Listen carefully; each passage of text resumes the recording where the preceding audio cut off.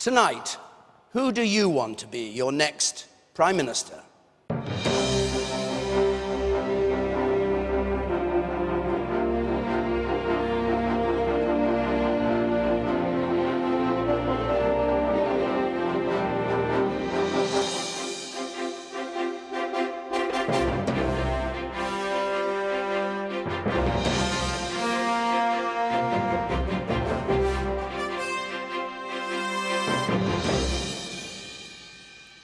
Good evening and welcome to the Great Hall of the University of Birmingham for the third and final Prime Ministerial debate of this election. Three men, each of whom wants to be our next Prime Minister. The leader of the Conservative Party, David Cameron, the leader of the Liberal Democrats, Nick Clegg, and the leader of the Labour Party, Gordon Brown.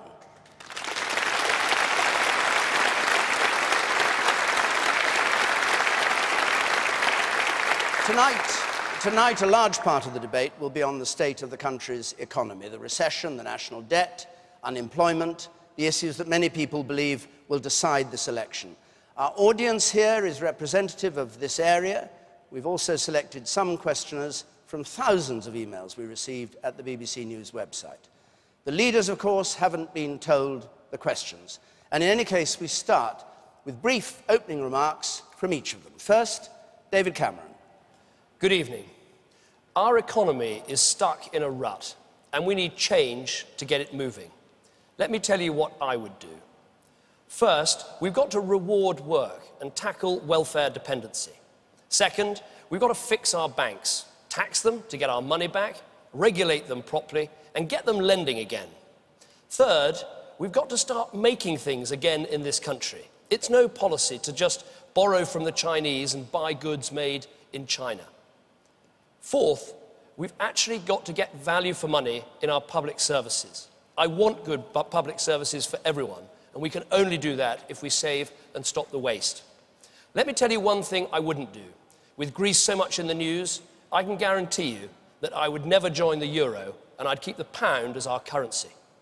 That's the change we need, and if you vote Conservative next Thursday, we can start to get to work on Friday. Thank you, Mr. Cameron. Nick Clegg. Tonight's debate is about you, about your job, the taxes you pay, your family, about the prosperity of our economy. We need to do things differently to build a new, stronger and fairer economy.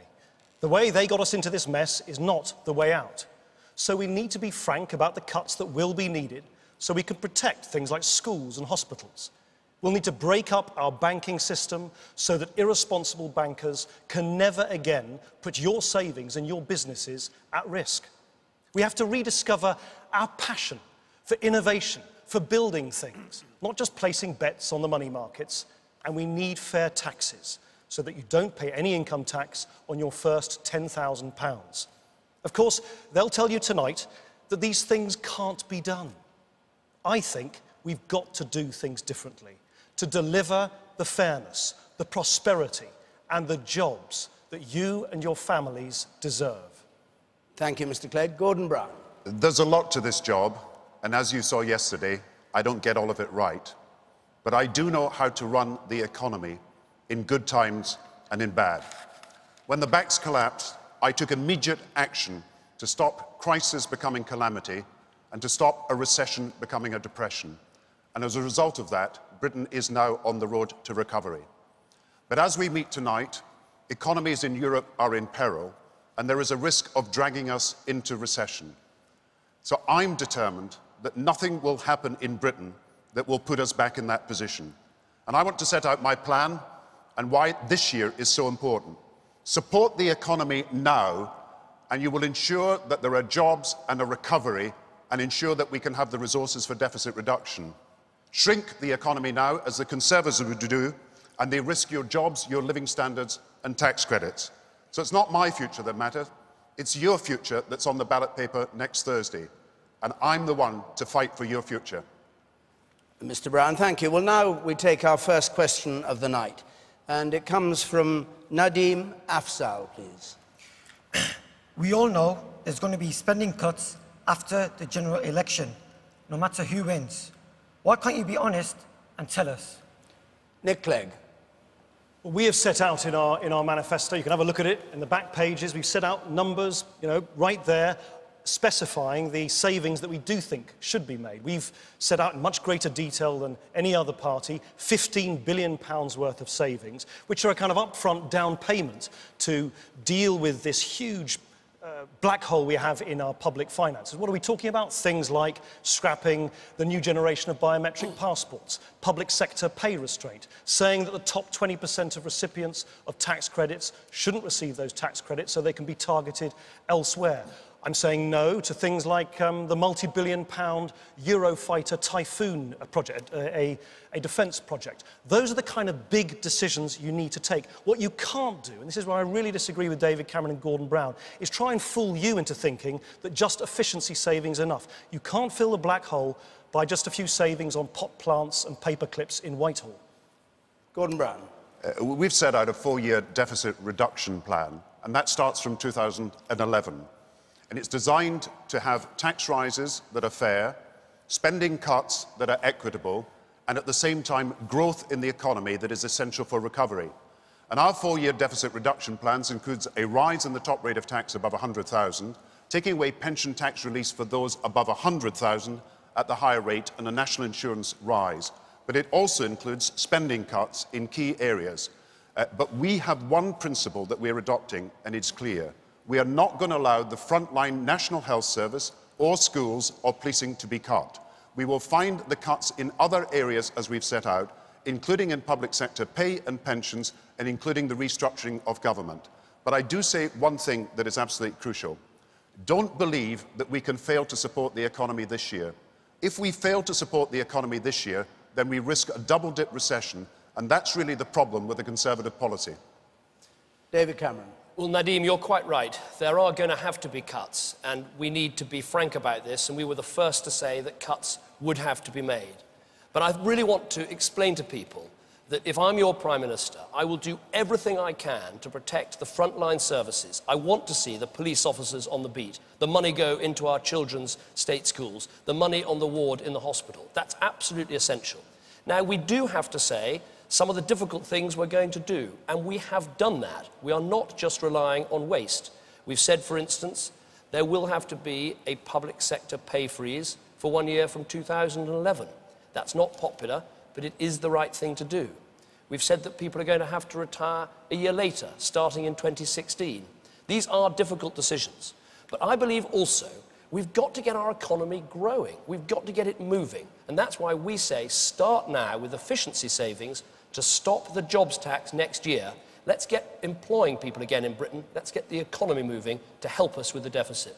Thank you very much. Well, those are the opening statements. Let me just repeat the question. We all know there are going to be spending cuts after the general election, no matter who wins. Why can't you be honest and tell us? And I assume it means tell us about all the cuts you might make. Nick Clegg, you have a chance to respond to what the others have said. Well, I think one thing I would like to add is this, that Nadine, you're quite right in implying that none of the political parties have spelt out all the details. Some of them are simply not possible to spell out now, but clearly more work will need to be done. We've gone further than others, but clearly more will need to be done. But something which I think would make a huge difference to us all as we deal with these very difficult decisions about how to balance the books, is for once to get the politicians actually working together on this. And I've suggested, and I don't know whether David Cameron and Gordon Brown want to take up my invitation, is that regardless of the outcome of the general election next week, wouldn't it be a good thing to get the Chancellor and the Vice-Chancellors of all the parties together, with the Governor of the Bank of England, with the head of the Financial Services Authority, simply to sort of be open and be straight with you about how big this black hole is and roughly how long it's going to take to deal with it, so that we're all at least speaking from, the same script about how big this problem is. I think politicians, for once putting the country before themselves, would be a very good thing on this issue. Gordon Brown? Let's be clear, from 2011, there will be cuts in spending in departments other than the NHS, other than schools, and other than policing. But we will make the commitment to maintain these frontline services and build on the improvements that we have made. Once you've built a school and a hospital, as we've done in the last few years, you don't need to build it again. So we can have cuts in capital investment. Public sector pay will not rise as it did in previous years, and public sector pensions are being reformed. But I have to say one thing that is absolutely crucial to the time we're in at the moment, in this uncertain and dangerous world. David is proposing that there be cuts in public spending now, 6 billion, and that will shrink the economy at a time when we need to support the economy.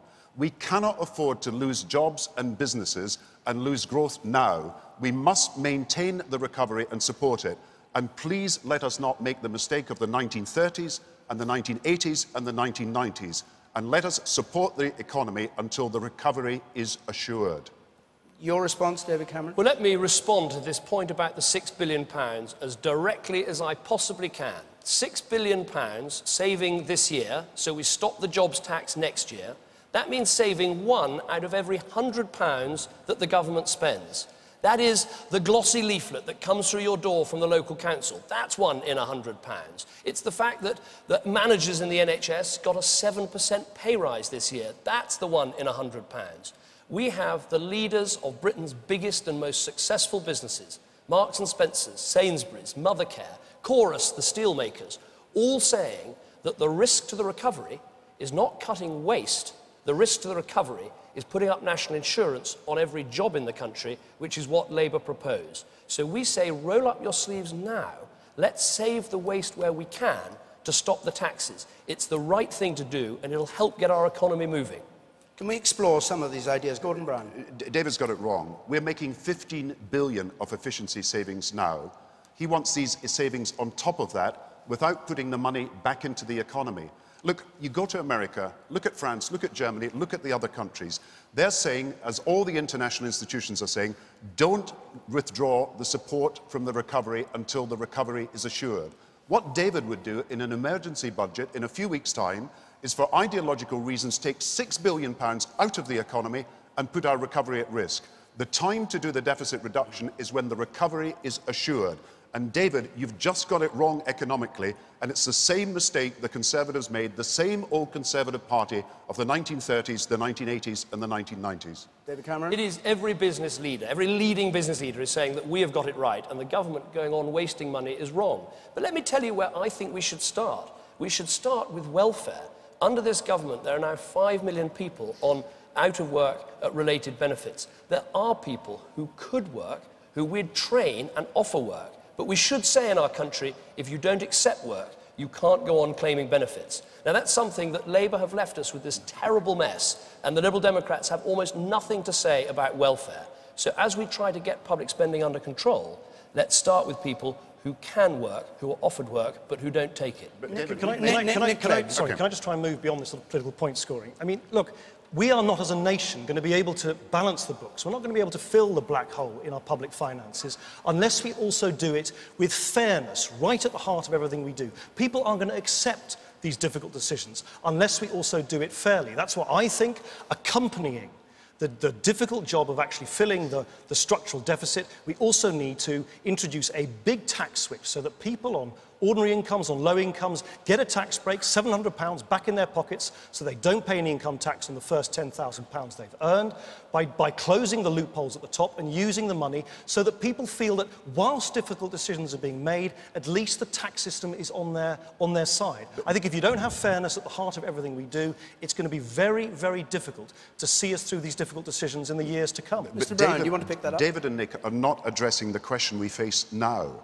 If you shrink the economy now, if you contract it, if you make the mistake of the 1930s, then you lose jobs, you lose growth, you lose businesses. We've got to support the recovery until it's fully established, and then my deficit reduction plan, which is a 4-year plan, comes into place. But take money out of the economy now, David, for ideological reasons, and you put the recovery at risk. And I do fear an emergency Tory budget in a few weeks' time putting the very work that we've done to secure the recovery in jeopardy, and no other country in the world is prepared to do that now. David Cameron, what do you say to that? Labour seem to confuse is they confuse the economy with the government. What we're saying is save government waste to put money back in people's pockets. That's what, if you think about this, saving one out of every £100, that is something every small business, every large business, many families have had to do in this country. And government should do the same. Gordon's argument, in a way, is let me go on wasting your money so I can put up your taxes next year. And it's taxes on people earning £20,000, £21,000. These are not rich people. They shouldn't be paying for the mistakes of the bankers and for the dreadful record of Gordon's government. I think one of the problems, surely one of the problems here, we've got Gordon Brown talks about a plan in the future but has got no details on it. David Cameron talks about doing something now but has also got no details on it. Surely what we could do for once is get the chancellors and the vice-chancellors of all the parties together. I've suggested we call it the Council for Financial Stability, so that at least, you're right, which is the point of Nadine's question, that politicians are finally upfront with you, are straight with you about how bad this problem is and how long it's going to take for us as a country together to deal with it. Well, we've a number of questions to come on the economy, so let's move on to a second question. It's from Adina Wright, please. Over the past few years, the taxmen are taking more and more from the average worker's payslip. If you were elected, what would you do about taxes? Over the past few years, the taxman has taken more and more from the average worker's payslip. If you were elected, what would you do about taxes? Gordon Brown. Well, I accept it's been tough in these last 2 years with the recession.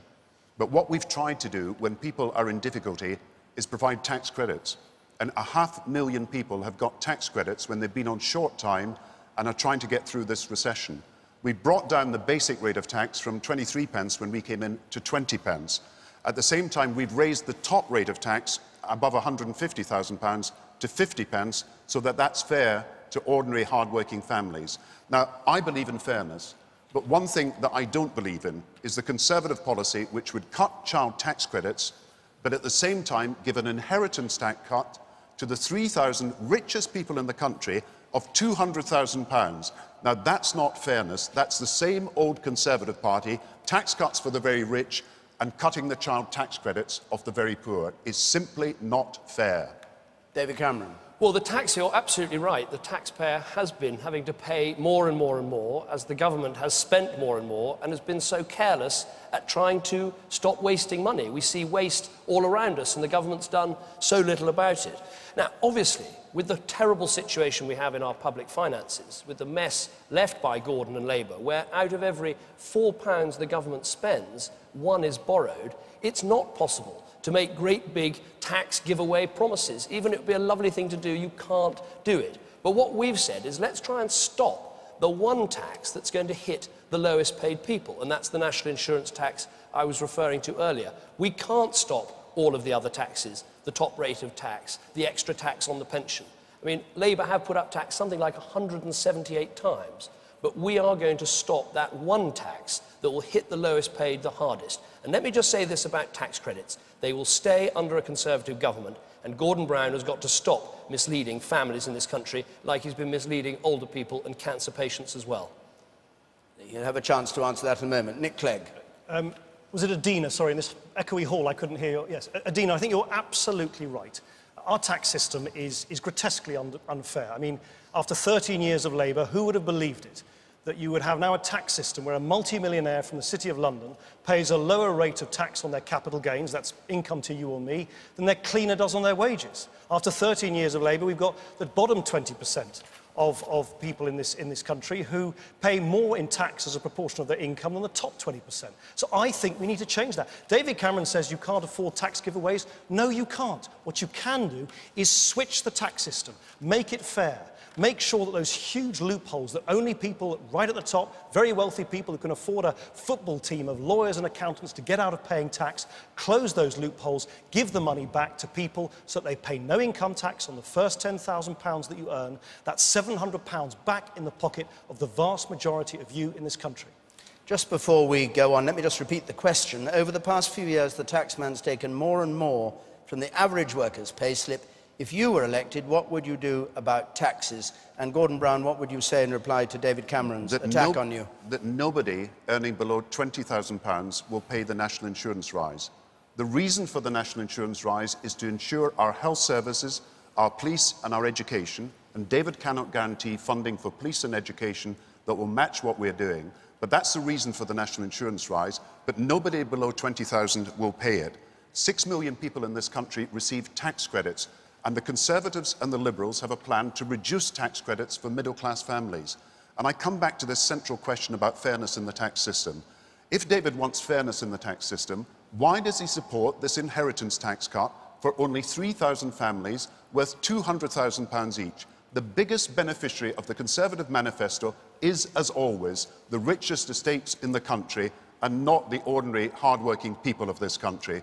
And if the Liberals want to cut child tax credits with the Conservatives, then I can say one thing. I will never form an alliance with a Conservative government that cuts child tax credits. David Cameron. Well, what you're hearing is very desperate stuff from someone who's in a desperate state. But you have heard from Labour and Gordon Brown that if you earn £20,000 or over, you're considered rich. You're considered a target for the Labour government to go on wasting money this year and to hit you with taxes next year. Now, let me answer this question directly about inheritance tax.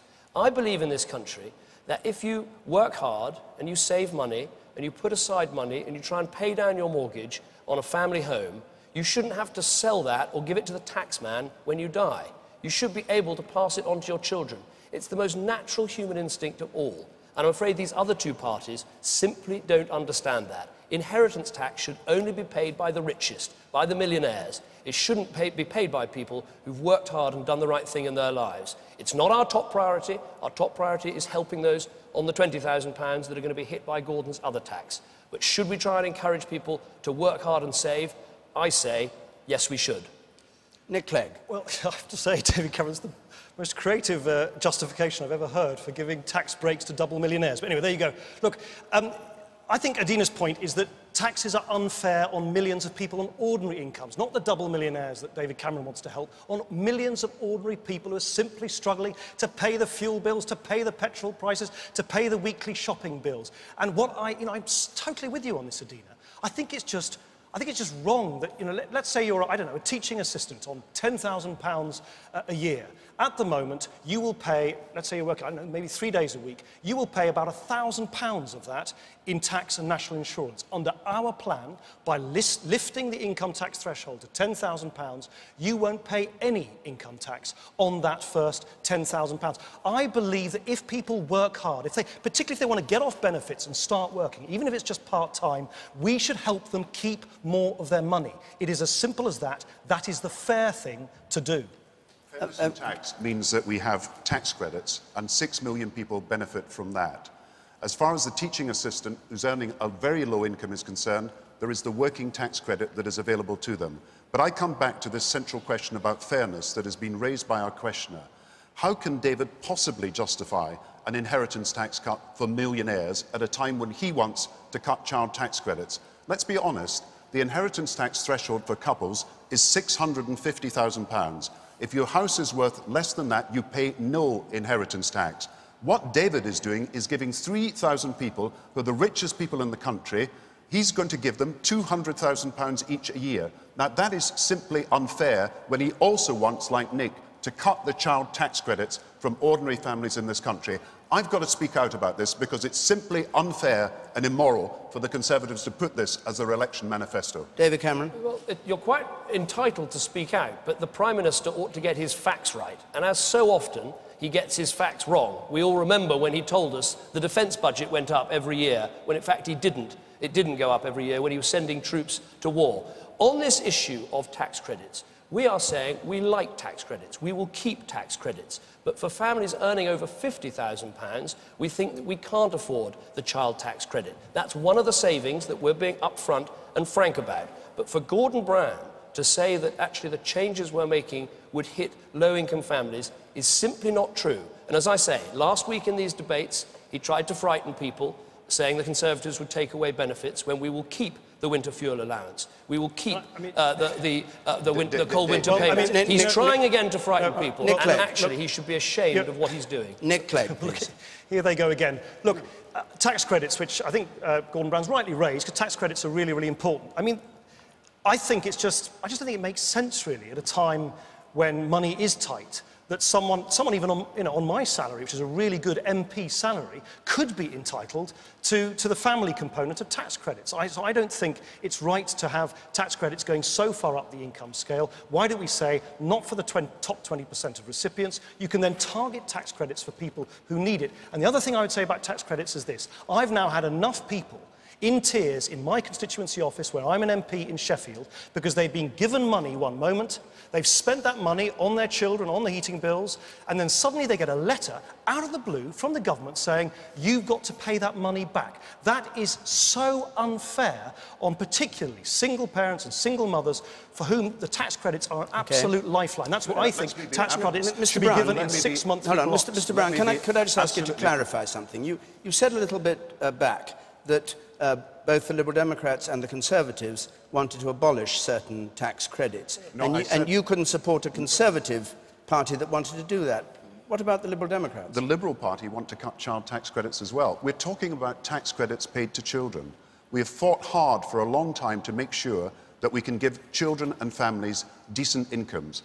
The Liberals will cut the child tax credits, and so will the Conservatives. The Conservatives want to save 400 million, the Liberals 1.2 billion. The Institute of Fiscal Studies said that David's proposals and what he said were misleading, incomplete and regressive. And I come back to this question, why cut children's tax credits for middle-class families when you want to give a big inheritance tax cut to the richest estates in the country who do not need that money at the moment? David Cameron. People can remember the record of 13 years. They remember who it was who abolished the 10p tax that hit some of the poorest people in the country the hardest. They remember the measly 75p increase on pensioners that Gordon Brown was responsible for. And let me say this, the whole reason we're having this debate about how difficult it is to get taxes down, how difficult it's going to be to cut spending, is because this Prime Minister and this government have left our economy in such a complete mess, with a budget deficit that this year is forecast to be bigger than that of Greece. Right. That's why we're having to have this debate. Let's not forget whose responsibility Nick Clegg, very briefly, if you would, and we I just must feel move an on to enormous another amount of sympathy question. for Adina, who must be completely lost by all this political point scoring. The fact is, Adina, you are right. Taxes are unfair.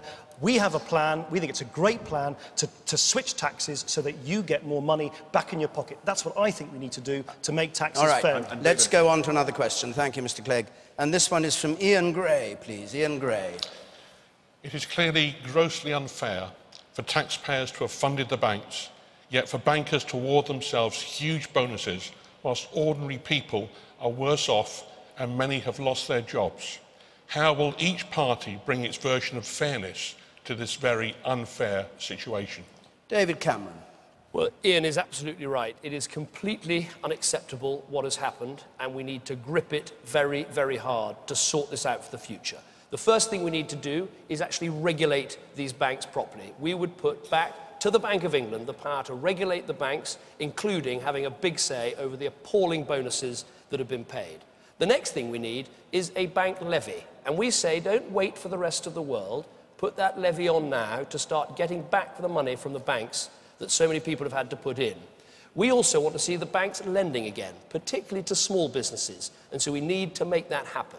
And something else we need to do is this. Retail banks, banks that you and I put our deposits into, they should not be behaving like casinos, taking wild bets. So we agree with President Obama's plan, which is actually to say those banks shouldn't be able to take part in the most risky activities. That, I think, would start to get this under control and make sure the banks serve the economy and serve the people, rather than the people in the economy serving the banks. Mr. Clegg. Well, Ian, specifically on bonuses, I would say we need to do the following. Firstly, it sounds draconian, but I think it's now necessary.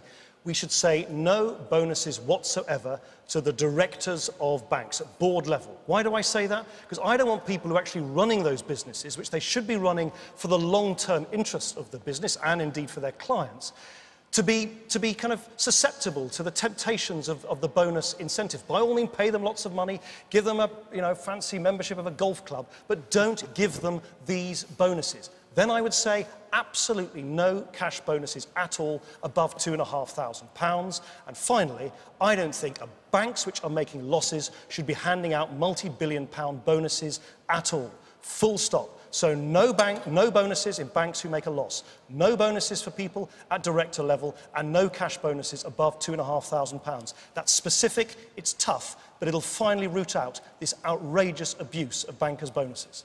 Mr. Brown. David, I had to nationalise Northern Rock, and we had also to take over the Royal Bank of Scotland and Halifax Lloyds TSB. And the reason we did so was to save the savings and deposits of families throughout the country. If we hadn't done that, then the banks would have collapsed. But now we've got to restructure the banks in a way that is in the public interest. I have never been so angry as when I talked to the chairman of a bank who told me the night before his bank collapse that all he had was a cash flow problem, when I knew it was a structural failing that was absolutely fundamental and the banks needed recapitalised immediately. Now, what we've got to do is recapitalise the banks so that they are safe for people. What we've then got to do is to make sure, as we're doing, that remuneration is fair. We do need a worldwide agreement to get a global financial levy that is charged in every country so we're not undercut by other countries and there's a race to the bottom. But I would say to those bankers, we will never allow them to act in an irresponsible and unfair way again. David Cameron. Well, what I would say to what the Prime Minister has just said is that if you look at the Labour record over the last 13 years, they did very much hitch the whole fortunes of the economy to the City of London. And we got into a situation where we ended up with the whole economy having to serve the banks rather than the other way round. I assume the banker that we were just being told about was probably Fred Goodwin, so-called Fred the Shred. It was actually this government that gave this man a knighthood for services to banking. He not only broke his own bank, he very nearly brought down the whole economy. So there are big, big lessons to learn, and I think the most important is that we put the Bank of England back in charge of regulating the banks and give them the specific duty of calling time on debt in the economy. Things got completely out of control. The banks were regulated, but badly and by the wrong organisation. And the one party that wants to scrap the current system and put the Bank of England back in charge and change things is the Conservatives. Mr. Clegg? Well, David Cameron has been talking about parties being too close to the city. The blunt truth is that both Conservative and Labour governments now for ages have been far too close to the city, basically preferring the interests of the 1 square mile of the City of London rather than the 100,000 square miles of the whole of the United Kingdom. And what I think we now need to do is look fundamentally at what went wrong in the way in which banks were working. And my view is this, that as long as you have banks which mix up high-risk, freewheeling casino investment banking on the one hand, and the sort of conservative, sober, retail high street banking, which we all depend on, then you're asking for trouble. And that's why it's the Governor of the Bank of England says this as well. Many people are increasingly saying we should split up the banks between investment banking on the one hand and high street banking on another, in order to ensure that we never, ever, ever again have the banks hold a gun to the head of the rest of the British economy. And still we haven't done enough to protect ourselves of that risk in the future. Mr. Brown, do you want to respond? We have taxed the banks on bonuses with a £2 billion tax that came through in the pre-budget report.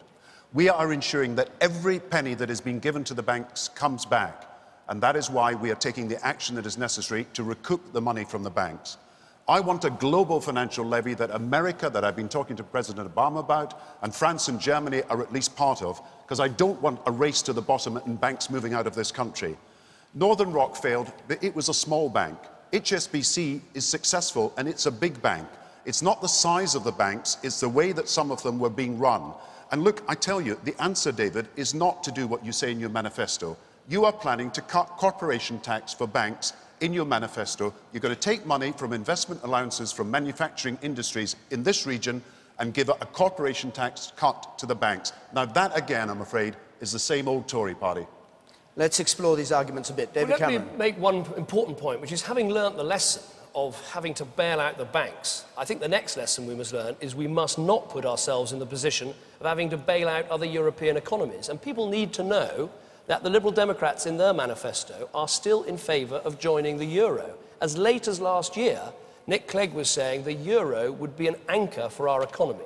If we were in the euro now, your taxes, your national insurance would not be going on hospitals and schools and police officers, they would be going to Greece and possibly other countries as well. And that's why I say one of the lessons to learn is let's stay out of the euro, let's keep our own currency, and let's recognise what a massive strategic error the Liberal Democrats would have made. This is really getting desperate. No, I'm not advocating entry into the euro. I'd only ever advocate it, by the way, if ever, if the economic conditions were right. It was good for your jobs, good for pensions, good for savings, and of course it always has to be only decided, if we ever to do that as a country, on a referendum where you can vote on it. But can I just go back to the issue of that was at hand, which was the banks. Gordon Brown talks about waiting for the rest of the world to catch up and impose a levy. I think we need to impose a 10% tax, a 10% levy on the profits of the banks now. And I'll tell you why. Because under our tax system in this country, the banks can offset the tax they're supposed to pay against the losses they've already made. That means that for some banks, they're basically not paying any tax at all, even though we bailed them out, and the only tax they would pay would be this 10% levy that we say should be on their profits. That's the way forward. If we wait for the rest of the world to catch up, we will never, ever get round to doing this at all. Mr. Brown. We are taking the money back from the banks and will insist on doing so. We own the shares of most of the two big banks, and the shares, as they rise in value, we will recoup that value for the country. So we've done a business for the country, which is to nationalise, but then to get the profit when we sell on the shares at a future date.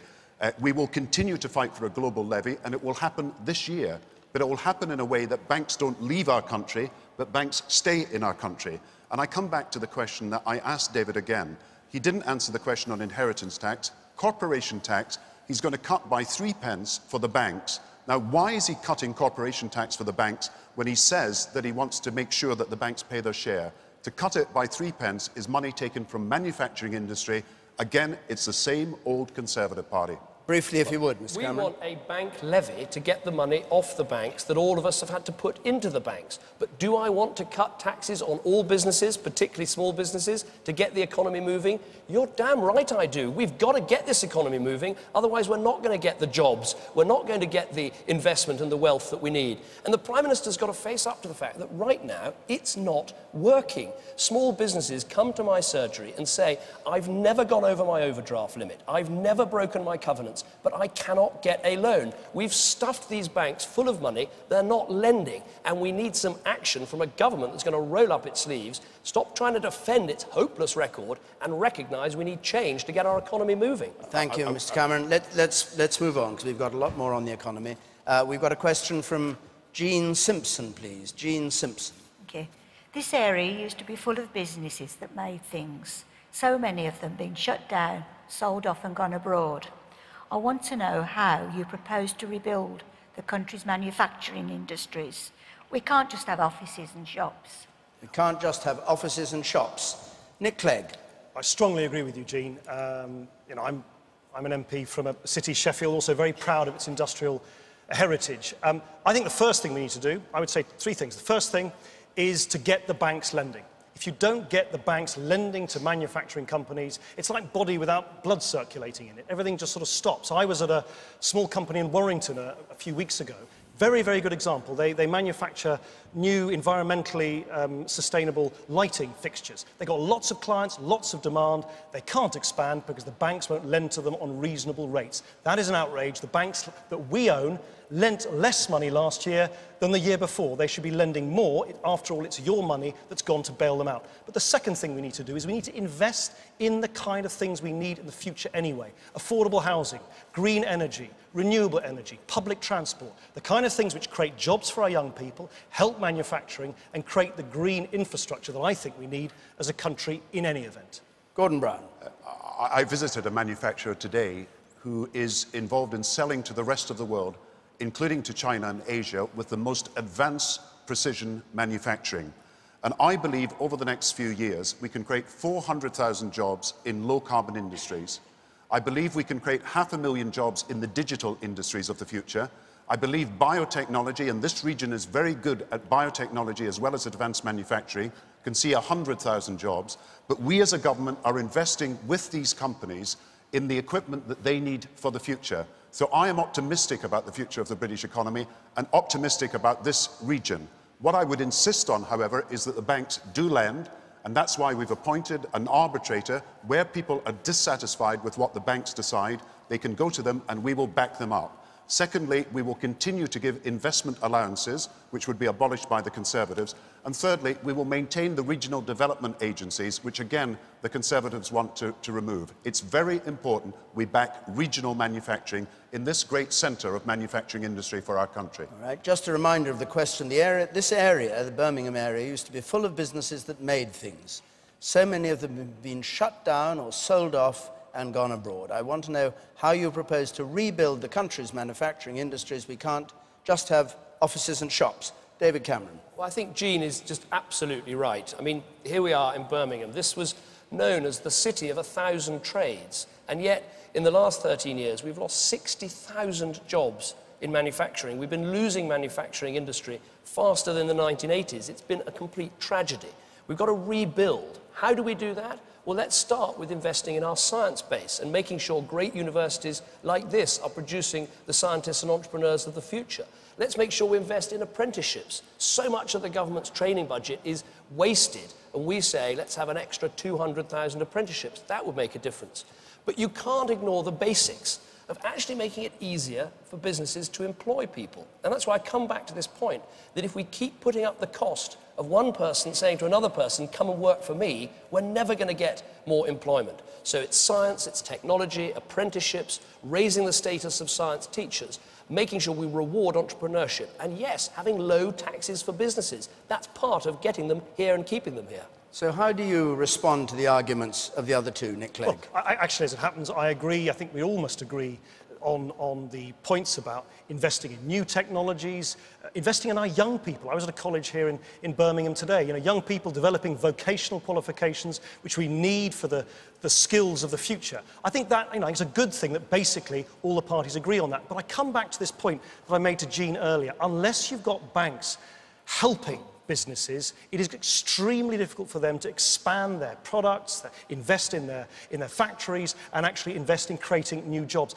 Who would have thought, here in Birmingham of all places, that a bank that you own, RBS, should have been involved in lending money that you've given to them in the bailout, the taxpayer bailout, should have used that money to fund or help fund Kraft, the American multinationals, takeover of Cadbury's, leading to job losses in Britain. When you lent that money to the banks, did you think that money would be used to put people out of work in Britain? No, and it was wrong.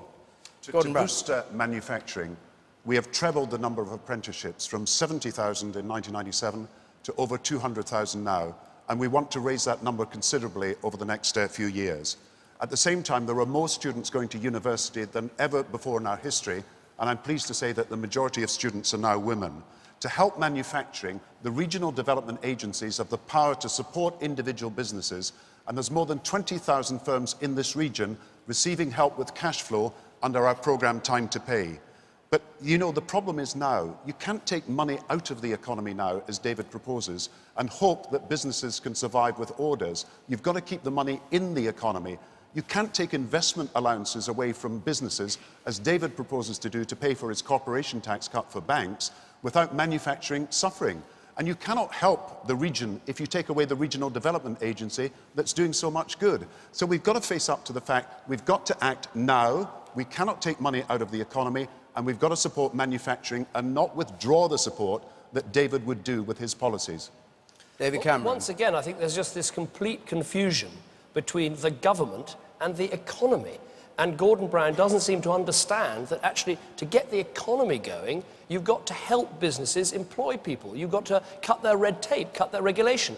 Let me tell you one thing government could really do to help. Government is an enormous purchaser of goods and services, and yet it hardly buys anything from small and medium-sized enterprises. So we say government should give a quarter of its contracts to the small firms, the ones that are actually going to be the success stories of tomorrow. And let's make it easier for firms to register with the government so they can buy services and sell services to the government. That would actually help to get them going, the great businesses of tomorrow. That's what we need to build.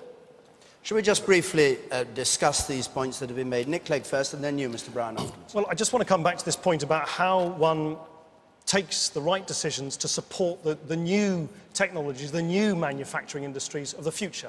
I think, for instance, it is fairly obvious, if you look at the huge number of offshore wind turbines, which are now being installed off the coast of Britain in all sorts of places, that we should be a world leader in manufacturing this new green technology. And yet, the only manufacturer of onshore wind turbines has recently closed, and the London Array project, which is one of the biggest offshore wind projects off the coast of Kent, 90% of the stuff that's being installed there was built in Denmark and Germany. Why are we not using small amounts of money to invest in old dockyards and shipyards so that we manufacture the new green technologies of the future as well? But Nick, wind turbines and the development of the offshore wind industry is one of our priorities. and we are now the world's leading offshore wind power. And there are 4 Not in companies, including Siemens, that have announced that they're going to invest in wind power in this country as a result of government incentives. And we're doing the same for digital, because we want 100% super-fast broadband in this country that will serve every community, and including the rural areas. But you have to have some government finance to persuade people it's necessary to go to 100% and not to 70%. Biotechnology, we're investing substantial sums in the leading cancer and research centre for the whole of Europe that will be in Britain as a result of the investment we're making. But I come back to this point. If you cut investment allowances, David, if you cut the regional development agencies, which are a symbol of what the regions can do themselves, and if you do that to cut corporation tax for banks, you're putting manufacturing industry at risk and doing the opposite of what is needed now. All right, thank you. You David keep Cameron. saying cutting corporation tax for banks. I want to cut corporation tax for small firms, for every firm, whatever they do, to try and help them keep more of their profits, to reinvest, to expand, to take people on. That's what a growing economy needs. Right now, we're stuck. And the Prime Minister talks about renewable energy. After 13 years of a Labour government, we've got one of the lowest shares of renewable energy of any country in Europe. They talk and talk. We've had 9 energy ministers. In fact, I think 2 of them were the same person. We've had 9 energy ministers, several energy strategies, but nothing ever happens. What we need is change from a government that understands business, that feels the beating heart of entrepreneurs within it and gets things moving. But David, will you not answer the questions? Why are you cutting investment allowances for manufacturing industry?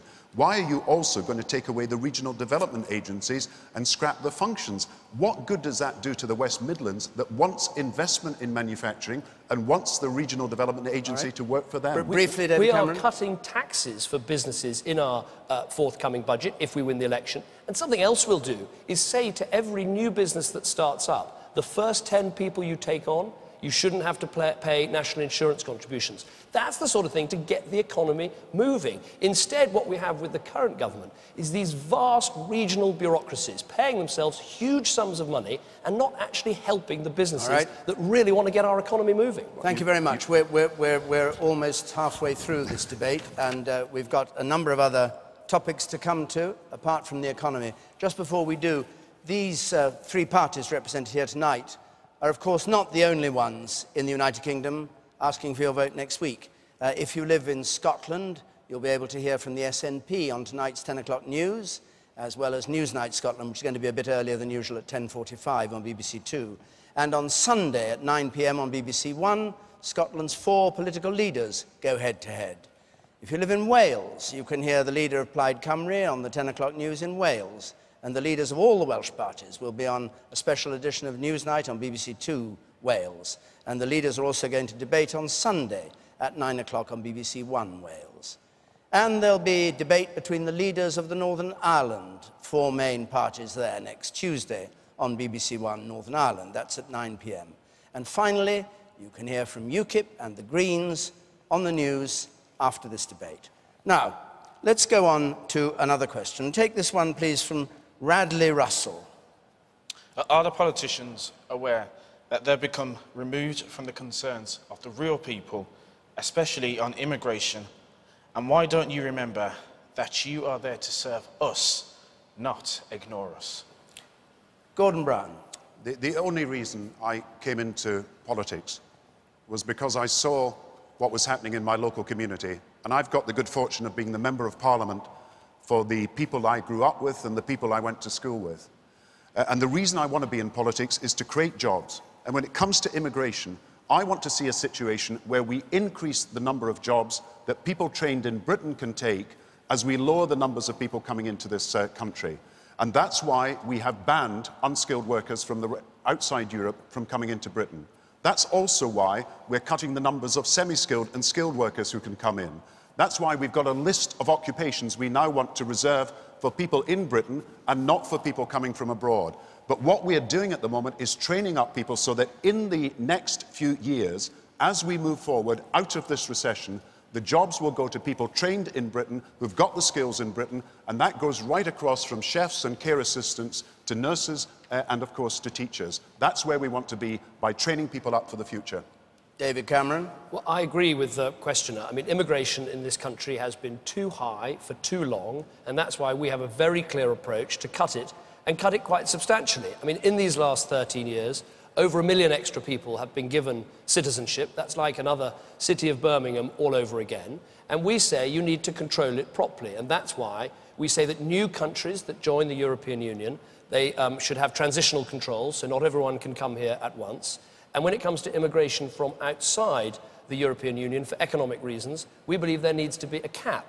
I want us to get back to a situation where the net number of people coming into our country is in the tens of thousands, not as it's been in recent years, in the hundreds of thousands.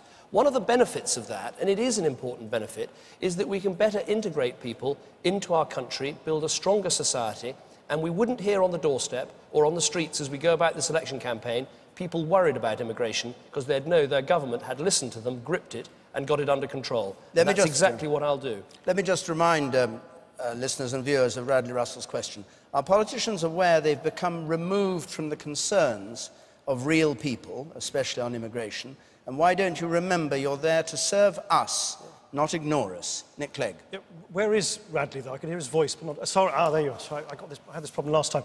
Of course you're right. We are there to serve you. Of course. And of course we are there to respond to people's concerns. I hear people's concerns about immigration all the time. And the reason I think people have become so anxious is because the immigration system itself, the way it works, has become utterly chaotic under a succession of Labour and Conservative governments who've talked tough about immigration. But for instance, it was Conservative and Labour governments that removed the exit controls, which I want to see reintroduced. So we don't only know who's coming in, but who should be leaving as well. I think there are additional things we need to do. I do think we need to have a dedicated border police force. I think we have to have a regional approach, so if people come and work here, they don't work and they're not allowed to work in regions where there isn't work for them to do, or there will be an unreasonable strain on public services. And we need to deal with the criminal gangs who've been exploiting the illegal immigrants who came in because of the chaos in the system. That is a fair, effective, workable approach dealing with something which is of immense public concern. Once again, the question, are politicians aware they've become removed from the concerns of real people, especially on immigration? Gordon Brown. Yeah, I come back to the question which asks, are we there to serve people, and how best do we serve them, including action on immigration? And I want to create jobs for people in this country. And I know in my constituency, I know in Birmingham, in the West Midlands, people are worried about their jobs and worried about job security. And they're worried about whether their children and their teenage sons and daughters can get a job. And that's why I want to give a guarantee to every young person under 25 that if they're unemployed for a few months, they will get a job. I want to say to adults that there are 50,000 jobs available under the Future Jobs Fund, so they should not be redundant for long either.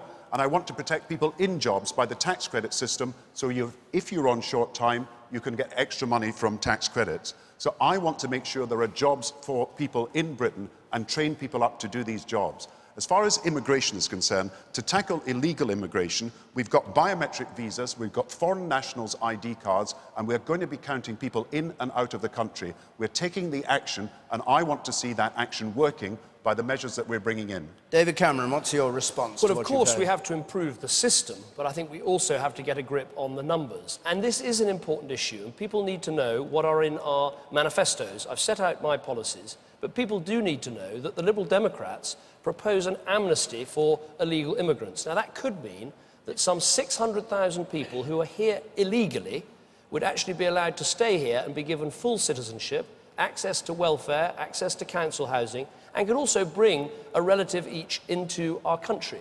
Now, I think that just doesn't make sense. That, I think, is a complete mistake that would make a bad situation we've had after 13 years of Labour even worse. And that's why I say let's grip this problem, let's talk about it sensitively and sensibly, let's bring immigration down to more manageable levels, and I think, actually, the public will respond by making this not an issue at future elections. Do you want to respond to that? Well, of course I do. I don't want you to be misled by David Cameron. I'm not advocating an amnesty. In fact, the only politician in Britain who is advocating a blanket amnesty is Boris Johnson, the Conservative Mayor of London. I think we do need to do something about the fact there are lots of people who are living in the shadows of our economy. Gordon Brown and David Cameron just want to deny it as a problem and pretend that somehow it'll go away. It won't. Because I'll tell you who benefits from this layer of people who've been living here for years and years and years in the shadows of our society. It's the nasty criminal gangs who exploit them, exploit us, and create crime in our communities. But can I say one other thing? When we deal with something as sensitive as immigration, let's at least be open and honest and straight with you. David Cameron says that you can put a cap on immigration. It is complete nonsense, since he knows that 80% of people who come into this country come from the European Union. You can't cap those numbers, so you shouldn't pretend to people, give them false hope that you can bring numbers down when you can't control them in that way. I think it's wrong to raise false hopes on such a sensitive topic. But it's perfectly clear the Liberal Democrats do propose an amnesty. I mean, they can't get away from that. And Refugee Action, one of the actually very respected voluntary bodies, has criticised them for that. And I think for a good reason, that we should in this country be trying to encourage people and reward people for doing the right thing. If you have an amnesty for illegal immigration, you're basically saying to people who came here illegally, who didn't have the right to come here, that's okay.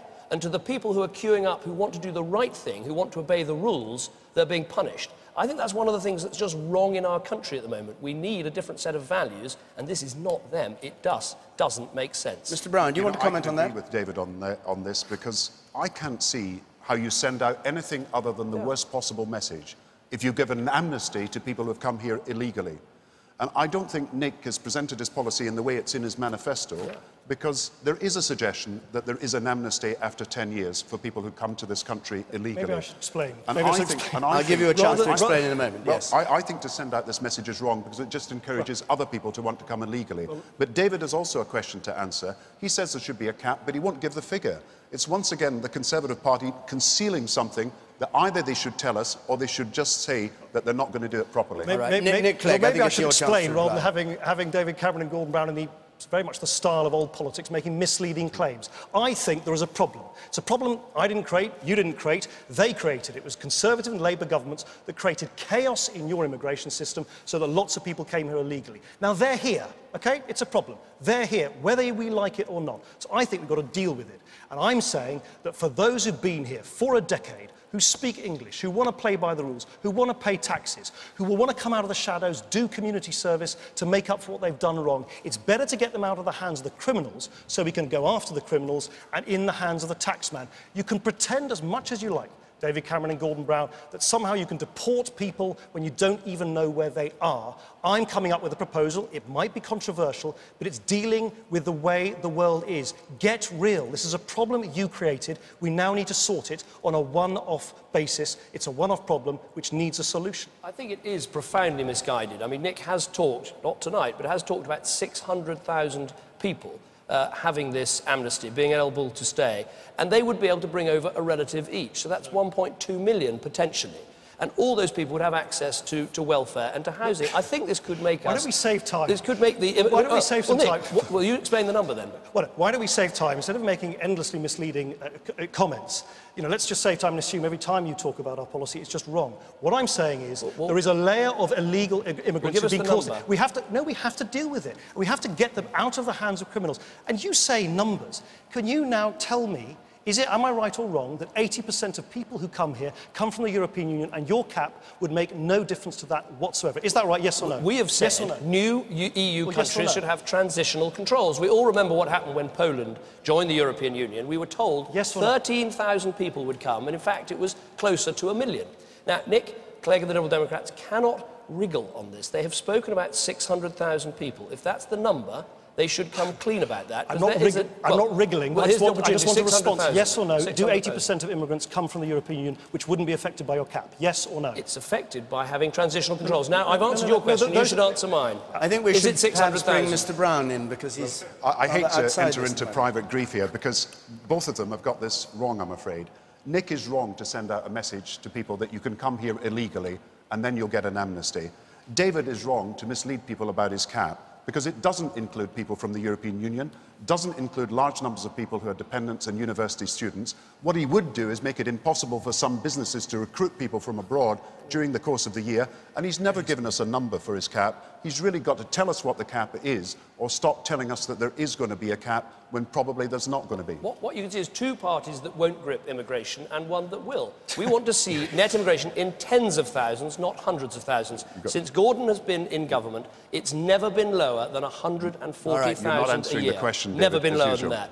Under the last Conservative government, it was never higher than 70,000 a year. You're not answering the question. It can change. Gordon Brown, he just won't answer the question about what the cap is, and Nick won't answer the question about how he can justify an amnesty for illegal immigrants, because he's sending out a message to people, come to Britain and you'll be legalised in a few years' time. It just does not make sense, and I'm sorry that Boris Johnson, let me repeat the Mayor of London, also Let me repeat this. again. There is a problem that you have created, of people who came here illegally because of the chaos that your governments, Conservative Labour governments, created in the immigration system.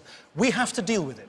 It would be much easier for me to sort of pretend it's not a problem, as David Cameron and Gordon Brown are doing. It is a problem. It's helping criminals. I don't want to help criminals. I want to get those people into the hands of the taxman, and if they shouldn't be here, of course they should be deported, but neither David Cameron or Gordon Brown even know how to do that. So let's get real with the way the world is, rather than the way we would like to think it should be. Thank you, Mr. Gregg. We're sending thousands of criminals out of the country every year. We must move on to another question, and I'd like to have one from Anna Haywood, please. Anna Haywood. I'm married, my husband is an accountant, and we have 2 children. We work really hard, and between us have a good joint wage. Yet still, we cannot afford our own family home, nor the larger deposit necessary these days. What will your party do to help families and others in terms of housing? Because if a chartered accountant is priced out of the market, then what hope is there for anybody else? David Cameron. Well, Anna, I have every sympathy with you because, frankly, today in our country, I think people who try and work hard and save and obey the rules and do the right thing, all too often they just find hurdle after hurdle put in their way. Whereas people who actually don't play by the rules, who don't think about saving and don't think about their behaviour, often get rewarded, and that's not right. Now, what can we do to help you? First of all, we've got to get spending under control, so we stop putting your taxes up. We also say that we should have no stamp duty on the first £250,000 that people, if you can buy a property for less than that, I think that would help. But above all, we've also got to build more houses. I think there's no doubt in my mind that we've got to change the planning system. Right now, it so militates against actually people building houses. And we think you need to scrap these top-down targets that make local communities so angry, but reward councils that go ahead and build homes for families like yours. Nick Clegg. Well, Anna, this is one of the things that along with immigration actually, that I probably hear about more than anything else as I travel around the country, the lack of affordable housing. I mean, there's people in your situation, but then there are, I think, 1.8 million families. That's 5 million people who are still on the waiting list for, an affordable home. What do you do about it? I would do 3 things. Firstly, there are hundreds of thousands of empty properties in our communities, boarded up.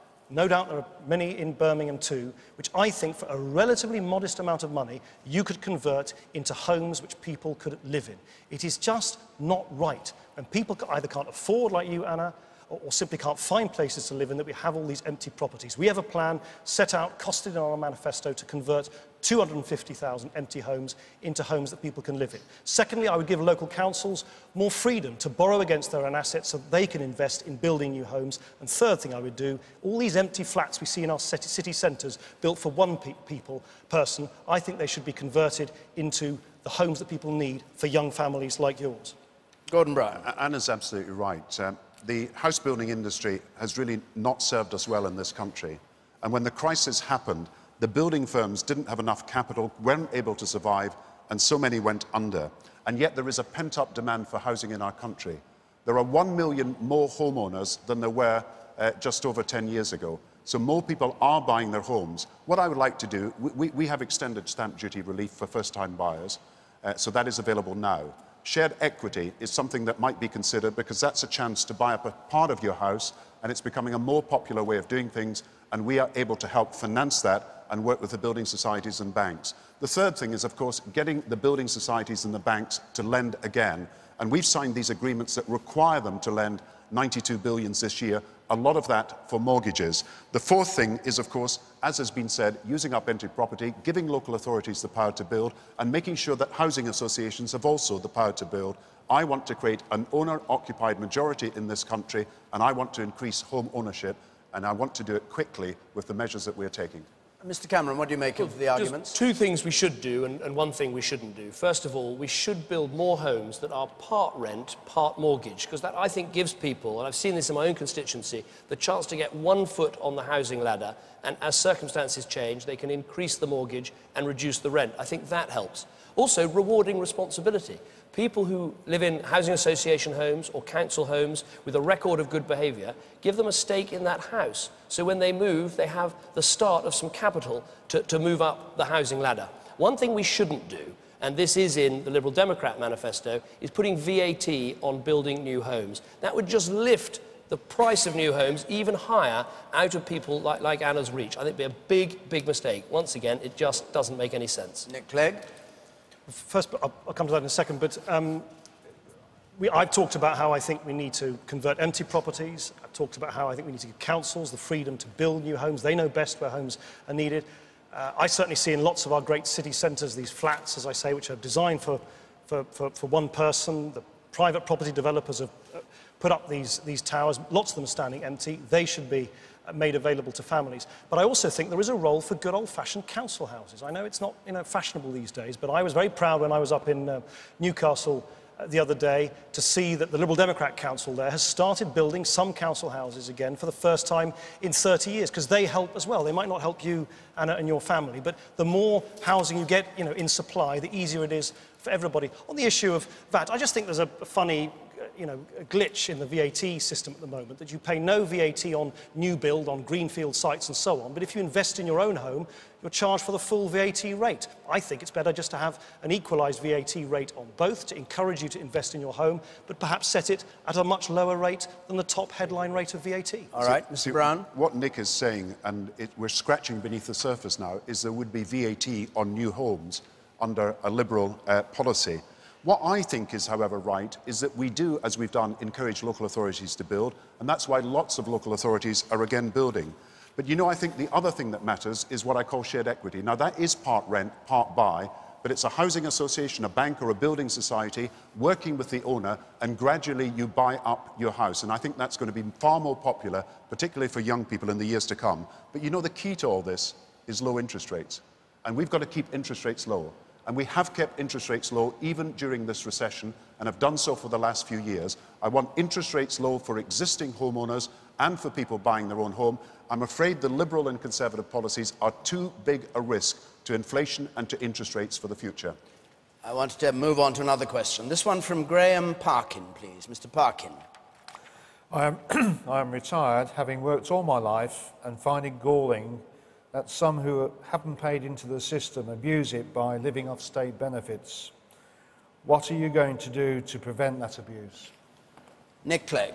Well, I think one of the biggest issues, which I think what you're touching on, Graham, is how do we encourage people who are on benefits to move into work? And I was really delighted that the Institute of Fiscal Studies, when they compared the three parties' manifestos this week, said very, very clearly and very directly that our proposal to lift the income tax threshold to £10,000 is the best incentive to work. Because if you keep more of your money when you start working, particularly on low-paid work and part-time work, then, of course, you have an incentive to get off benefits. There are too many people I meet who say, well, to be honest, it's not worth my while to get off benefits because housing benefit in particular gets withdrawn so quickly as soon as you start earning money that actually when the sums are done, and quite rightly, people look at this very closely, they think, well, it isn't worth me working. We need to give incentives to work. Our plan would do that. I believe in work. I think work is one of the most important things in society. It gives people self-respect, and I want to encourage it, and that's what our tax proposals would do.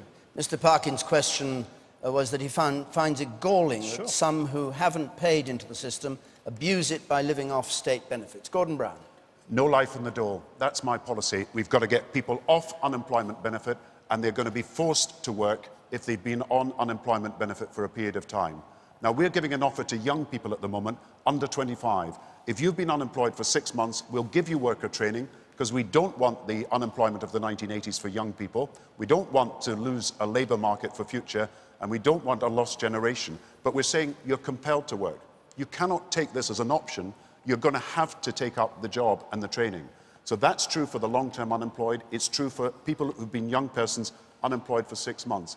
We're also doing a great deal to try and get people on incapacity benefit back to work. And the record of doing that is large numbers of people are now moving back into work. Not enough, but we're trying to do it. Now, I believe in work too, because I've been brought up that work is the way that you reward people, but it's also the way you find self-esteem. And so my Britain is one where I want more people working without being on benefits. David Cameron. Well, what I would say to Graham, very simply, is we should have a very straightforward approach, is that we should say to people, if you can work, and if you want to work, we will do everything we can to help you. We'll get you the training, we'll get you what you need. But if you're offered a job that you can do and you don't take it, you cannot go on carrying on taking your benefits. We've got to say no to that. Now, the Prime Minister has just said, I wrote it down, no life on the dole. But we've had 13 years of a Labour government, and there are 5 million people on out-of-work benefits. There are still 3 million people almost on incapacity benefit. They've had so long to do something about this. And here we are tonight talking about the need to cut waste and the need to cut budgets. Shouldn't we start with people who can work but refuse to work, so people who've done the right thing don't have to feel as Graham does? I've had so many people in this campaign who've said to me, I go to work and I walk past houses where I know people could work but choose not to. That's just not acceptable, and we need change to make that happen.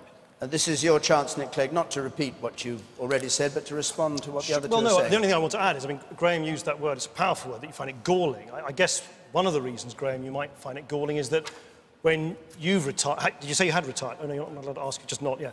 When you retired, that you, that of course you then find that the benefits you get, particularly the state pension, aren't as generous as I think they should be. And that's why I think one of the things we need to do immediately after this general election is restore the earnings link in pensions. There's been a huge amount of talk about it from both the old parties about doing that. Let's get on and do it. It was broken some years ago by the Conservative government, hasn't been restored under 13 years of the Labour government. Let's get on and do that. The least that you, Graham, and everybody else deserves when you retire, having worked hard, having paid into the common pot, is that you get a decent state pension when you retire. And I hope that would do something to make that experience you're talking about feel a little less galling. The question was about preventing the abuse of state benefits, but Gordon Brown. Well, he's absolutely right that pensions should be linked to earnings, and we'll do that in 2012 when we've got the resources to do so. We've also introduced the winter allowance for all pensioner households where someone is over 60, and that's £250 and £400 for people over 80. And we're trying to do our best to create a new regime for pensioners where women particularly have a full state pension, which they haven't had in the past. But to come to benefits, we're making it a condition for young people. They've got to take a job. We're making it a condition now for people who've been long-term unemployed that they've got to take a job. Yes, we've got 2.5 million more people in work than there was in 1997. And yes, single parents are working now where they used not to work. And yes, we've got more young people in training and in education than we've had before. But yes, also, we've got to go further. And these are the measures of compulsion, a requirement to work and a responsibility to work. The truth is, when it comes to ending welfare dependency, Labour have had 13 years to deal with it and haven't, and the Liberal Democrats have got virtually nothing in their manifesto. I think one of the big senses of unfairness people have on this issue is people who've worked hard, saved, put money aside. When they go into residential care, they have to pay every penny, including selling their home, whereas people who haven't saved get the whole thing paid for free. Now, I'd love to make it all free, but you can't, there's no money. So we say if you can put aside £8,000 when you turn 65, you should get your care for free. And I think that would remove one of the major unfairnesses. It doesn't solve the whole problem, but it does remove one of the big unfairnesses in our system right now. Just to clarify, what do you see as the key differences between your positions? Nick Clegg. Let me perhaps just draw out one of them. David Cameron keeps repeating, I've got nothing to say. We're the only party, actually, in this general election campaign who've got a plan, fully costed, to get people off benefits and into work, and that's been independently recognised. I think it's a general sort of almost philosophical issue here. Do you think that the best way to help people who are vulnerable or poor is to constantly give them more benefits through greater dependency on the state, or do you provide incentives to let them help themselves where they can? And that is what our very, very radical tax switch, so that you keep more money when you start working, would precisely do. It would get people off that benefits dependency and into work. I think that's what most people agree is the absolute priority these days. You know what the difference is? Mr. Brown. You know what the difference is, because we do not want a generation of young people growing up and not working. That's what happened in the 1980s under David's party. They left a generation, a wasted generation, and we've been dealing with the consequences. So we're saying every young person should either be in training with an apprenticeship or at college or at university or preparing for that training. And everyone should be compelled to do one of these things. You can't have a something-for-nothing society anymore, and under 25s will have to take up the opportunity of work or training if they're not employed. Now, that's the best way to do it, but we've got to get young people into work. We cannot have a situation where they're on the street corners, and we can't have a Conservative Party that keeps opposing all our jobs proposals, including our Future Jobs Fund, that is designed to stop youth unemployment in the country. I just think the Conservative Party are still living in the age of the 1980s and 1990s. Mr. Cameron, it's the same old Tories. I'm a little bit unsure about which country Gordon Brown thinks he's Prime Minister of, because in Britain today, there are actually 900,000 young people not in employment, not in education, not in training. He's caused record youth unemployment. We see unemployment today 40% higher than when he came to power in 1997, after the longest and deepest recession in our history. So to talk about this as if somehow he's got a magnificent economic record is nonsense. To answer Nick's point, of course you need better incentives. It's outrageous today that a single mum trying to go back to work gets 95 pence of every extra pound she earns taken away by the state. But you do need a penalty. So we say to people, if you go on refusing the offer of a job you can do, you should lose your entitlement to benefits for up to 3 years. I think that is important. You need to have that, as well as the incentive to encourage people out to work. Well, we actually all agree with that. We all agree that benefits should be conditional. We all agree that benefits shouldn't be just dished out for free if people refuse to take up work. We all agree on that. Where we disagree is that I have a plan to make sure that taxes reward work when you start work, particularly to get you off benefits. David Cameron's priority is to give tax breaks to double millionaires, and Gordon Brown has got no plans to lower taxes for people on ordinary incomes and low incomes. That's a big difference. It's a big choice. But Nick, the Institute of Fiscal Studies that you were quoting a few minutes ago says that your proposals for financing your tax cut are highly speculative. They don't know how you're going to get the money. That's what they say about your proposals. They're not thought out. You're too big a risk on the economy, just like David is. We are trying to get people back to work in difficult situations, low inflation, low interest rates, get the economy moving. Don't take money out and shrink the economy now. That's the way to get people back to work. All right. We'll go on to a question from Michael Crowhurst, please. Michael Crowhurst. I teach in a very deprived area of Birmingham. What will each leader do to ensure that the children I teach have as many opportunities in life as those from any other school? And of course, education is a subject, a topic, a policy devolved from England to Scotland and Wales, Northern Ireland. But I think the question goes wider. What will each leader do to ensure that the children Mr. Crowhurst teaches has the same opportunities in life from a very deprived area of Birmingham as those from any other school? Gordon Brown. My mother used to say that when I was growing up, that what was available for a mother and for a parent was maternity services when the child was born. Then you were called for vaccination, for these different vaccinations, and then you were told to come to primary school at the age of 5. Now we've got nursery education, 3 to 4-year-olds. Now we've got Sure Start children's centres, and there's 3,500 now around the country. And now we've got maternity pay and paternity pay and child tax credits. And we are moving forward by making the child tax credit even higher for the parents of under 3-year-olds.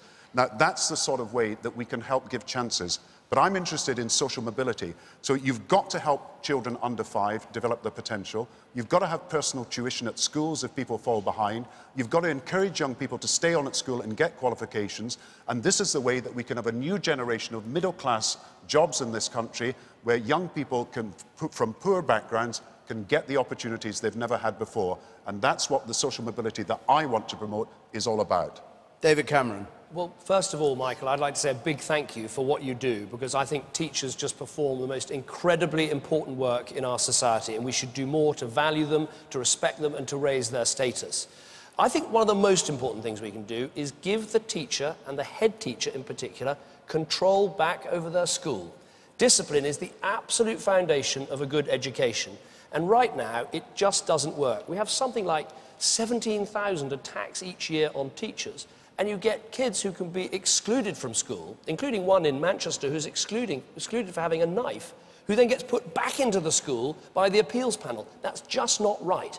So we say make the head teachers captain of their ships, let them have proper discipline, change all the crazy rules that stop teachers searching for banned items, and make sure you have proper discipline. Then we need to raise aspiration, as I'm sure you do in your school, and open up education and have the big society where we say new bodies that want to come in and set up great schools, including in inner city areas, come on in. We want choice, diversity and excellence in our state sector. That's where I send my children, and that's where I know we've really got to do better than we do today. So the question is about a teacher teaching in a deprived area of Birmingham. How do you ensure as a leader that they will have the same opportunities in life as those from any other school? Nick Clegg. Michael, in specific answer to your question, what we want to do, and we've set it out, it's one of the biggest sort of pledges in our manifesto, is to take £2.5 billion from the £15 billion of savings that we've already identified elsewhere in government spending, so that we can raise the money given to pupils, the million poorest children, some of the children that Michael's talking about, to the same level which children get if they go to fee-paying schools. Because I think the issue that Michael's risen is one of the biggest that faces us as a country. At the moment, you know, that a poor but bright child, the latest evidence shows, gets overtaken in the classroom by a less bright but wealthier child by about the age of 7. And after that, the gap tends to widen. And it even affects life expectancy. A child born in the poorest neighbourhood of Sheffield, for instance, today in 2010, is likely to die a decade and a half before a child born in the wealthiest neighbourhood up the road. That needs to change. We've got a plan to deliver more one-to-one tuition, smaller class sizes, to help those children the most in the crucial early years when they start at school. Mr. Brown, what's your reaction to what the other two have said? I'm very pleased this question is about teaching and from a teacher, because you never forget your teacher. You remember your teacher, you remember what they did for you, and teachers are so important. I want any underperforming school to be taken over by a good school, and that's what we're trying to do at the moment. But you know, you can't escape this fact about poverty. If you cut child tax credits, if you charge for nursery education, if you cut the school's budget, then you put the future of these young children at risk. And I'm afraid the Liberals and Conservatives want to cut child tax credits. David also wants to charge for nursery education. At the same time, he wants to cut the school's budget, which we would continue to finance. And therefore, he's making the people who are the poorest pay the cost of his policies, while he's still got this ridiculous policy on inheritance tax. David Cameron. Well, I think you've heard it all from a Prime Minister who's just got absolutely nothing left positive to say. 13 years of economic failure, 13 years, sadly, of quite a lot of educational failure, 13 years in which inequalities got worse, in which deep poverties got worse, in which they haven't got to grips with the problems, and that's what you hear. Let me give you some positive things that we would do that would make a difference. We've got to get the basics right. I'm very clear that teaching children to read and write using the old-fashioned synthetic phonics method, that works best. Setting by ability, so you accept that not every child's the same. Let's actually stretch the brightest pupils and help those who are falling behind. That can make a big difference. I had a big argument this week with someone on the pavement about special needs education. I want every child to have a choice between special education and mainstream education, but please, let's stop closing the special schools that do so much for families in our country. Education is about the basics, yes. It's also about then aspiration, saying to every child, no matter where they come from, you can go all the way according to your talent. That's what education should be like, and that's what it would be under our government. Nick Clegg? Well, of course, Gordon Brown's right saying that there's a link, and Michael, you know this better than we do. You know there's a link between poverty at home and underperformance in the classroom. It's that link. It's that link which is holding back so many children. That's what's unfair. And that link is the link that I want to help solve. And we would do it partly through the tax proposals I've talked about earlier, giving people £700 back in their pocket by raising the income tax threshold to £10,000 so that people on ordinary incomes who aren't being helped at the moment are helped. And through our proposal, we call it, it's a slightly sort of technocratic phrase, we call it a pupil premium. It basically means extra money, £2.5 billion. That would, for instance, allow our schools to reduce the average class size in an average primary school down to 20. I've got 3 young children. 2 of them go to a local school, they're 8 and 5. I see for myself as a father that what happens to a young child in reception class, years 1, 2, 3, is so important in developing their self-confidence, their social skills, their willingness to learn. Get it right at that early age, and we can really help people later in life. That's what I believe in. I feel passionate about opportunity for infants and young children, and that's why we introduced the child tax credit. That's why we've created the Children's Centre that are now focuses for the community. That's why nursery education is at 3 now and not as before at 4. That's why we're financing personal tuition for people in the schools so that if they fall behind, they can catch up. But I do say all this is at risk, because David is not answering the question. He's going to cut child tax credits, he's going to cut the school's budget, he's going to cut nursery education by charging for it, and he's got a coalition for cuts with Nick on child tax credits. They're going to both cut child tax credits for the future. Now, that is not the way to deal with the problem that our questioner, who is so concerned about opportunities for children, have raised. You can't solve the problem by taking away all the advances we've made. David Cameron? I just think people will see straight through that as an attempt to try and frighten people. I have 2 children. My eldest is at a state school in London, and I want every penny of the education budget to follow children like mine across the playground and into the school. And I say after 13 years of a Labour government, there's a lot of waste we can cut out. There is, quangos in education that spend £300 million a year. There's the fact that head teachers get 4,000 pages of information every year. The Department of Children's Schools and Families spent £3 million on itself, including, and I'm not making this up, a massage suite and a contemplation room. I mean, I know that working in this government can be tough, but really, we don't need those sorts of things. Cut the waste, get the money into the classroom, and please stop trying to frighten people. David, why don't you answer? Hang on, I'll come back to Mr. Brown. Mr. Let's just try and disentangle some of these sort of old claims and counterclaims. Of course, Gordon Brown is right to say that, the Conservatives, I don't know why they want to cut, for instance, the schools building project. That's a programme. That's a very, very silly thing to do. We need to continue to invest in our schools building, but equally, for Gordon Brown to constantly make these claims about tax credits, I come back to a simple thing. When money is tight, surely it's not right that someone, let's say on my salary, an MP's salary, could be entitled to have tax credits. Why don't we focus that money on where it's really needed, and also use the money that we can save elsewhere, as I explained to Michael, to invest in those individual children who need that individual care. It could be Saturday morning classes, evening classes, one-to-one tuition, the smaller class sizes, all the things that I know as a parent, and Michael no doubt knows as a teacher, makes the most dramatic difference to a child's education. But you're not telling us 1 million people would lose child tax credits under both of your proposals. Right, we have to bring this part of the debate to an end there with that question. Thank you very much, all 3 of you. Now we end with final statements from each of the 3 party leaders. David Cameron to start. David. Thank you. Well, I'm standing here for a very simple reason, that I love this country, and I think we can do even better in the years ahead. We can go on, solve our problems, and do great things, but we need a government with the right values. We need a government that backs families and understands that the family is the most important thing in our society. We need a government that backs work and people who try to do the right thing. And we need a government that always understands that keeping us safe and secure is the most important thing of all. But there's something else you need to know about me, which is I believe the test of a good and strong society is how we look after the most vulnerable, the most frail, and the poorest. That's true in good times, but it's even more true in difficult times.